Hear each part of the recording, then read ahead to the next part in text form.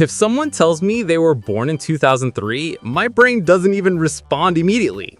There's a loading screen.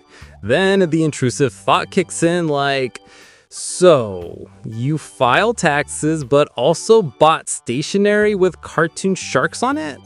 Because how are you a grown adult, but your childhood memories look like the YouTube Kids loading screen?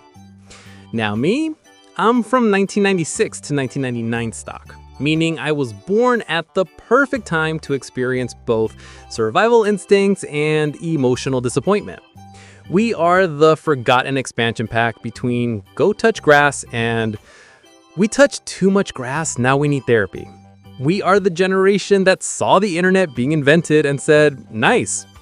Then watched it ruin our lives and said, not nice. Meanwhile, Gen Z, the 2002 to 2004 warriors, were born directly into Wi-Fi radiation, raised by YouTube tutorials, and emotionally developed through comment sections. Their humor was not built, it spawned. Millennials got called lazy for 10 years straight and developed a tolerance to emotional damage.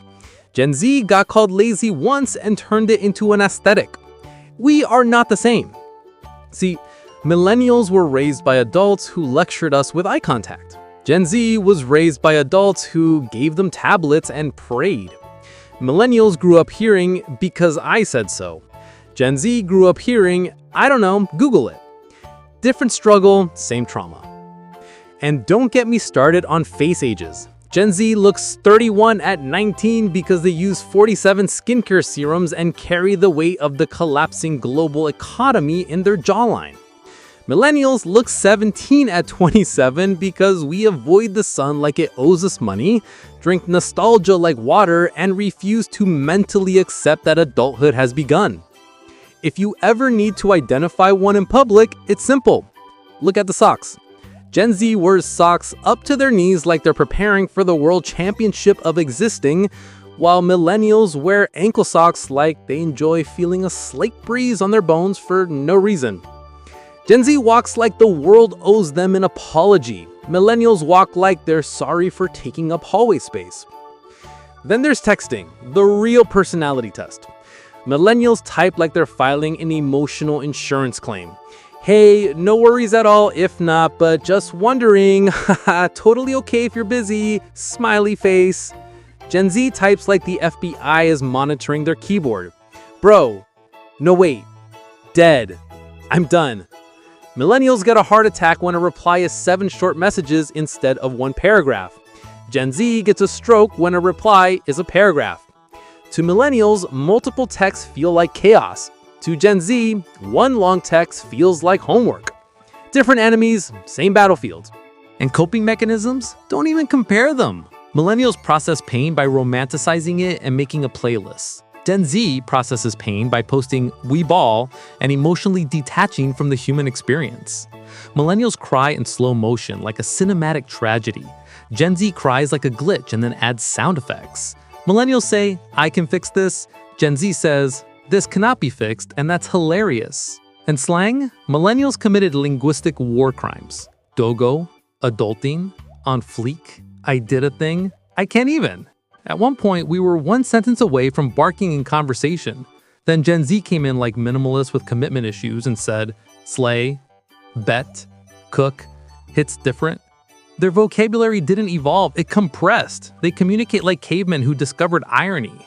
And fashion? Millennials cannot criticize Gen Z fashion. We lost that privilege when we wore scarves indoors, fake glasses with no lenses, skinny jeans that stop circulation, and hairstyles that look like startled birds.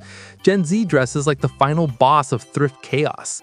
Millennials dress like we were beta testing aesthetics with no supervision. But childhood nostalgia? That's where millennials shine. Gen Z looks back at Disney Plus launch dates.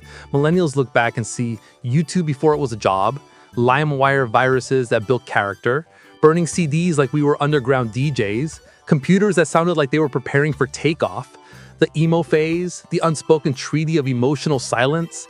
Gen Z grew up with touch grass. Millennials grew up with come home before streetlights turn on.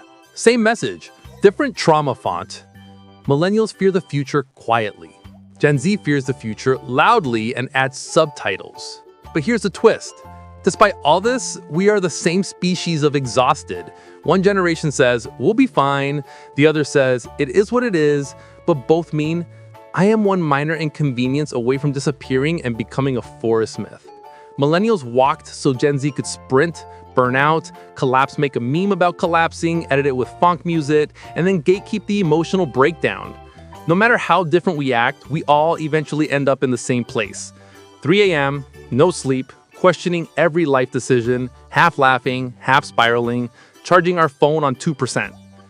Anyway, my back hurts from sitting with emotional posture and I can feel the mental Windows update loading, so I'm gonna go stare at the ceiling and think about financial regret. Stay tired, stay unhinged, and if life gets worse, at least the memes will slap harder. Peace.